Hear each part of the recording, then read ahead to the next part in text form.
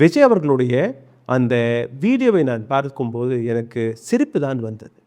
3 நாட்கள் கழித்து மக்களுடைய தலைவனாக தன்னை எடுத்துக்காட்டக்கூடிய ஒரு நபர் பேசக்கூடிய வார்த்தை அது கிடையாது. மக்களை போய் சந்தித்திருக்க வேண்டும், உயிரிழந்த குடும்பத்தினர்களை போய் சந்தித்திருக்க வேண்டும், அரசாங்கத்தை போய் பார்த்திருக்க வேண்டும். எதிர்கட்சி ஆளும் கட்சி என்று கிடையாது. சம்பவம் நடந்துருச்சு. இது போன்ற விஷயம் இதற்கு பின் எப்பவுமே நடக்கக்கூடாது என்கிற விஷயத்திற்காக வாங்க கூடி பேசலாம், அதற்கான ஆய்வுகளை நடத்தலாம்.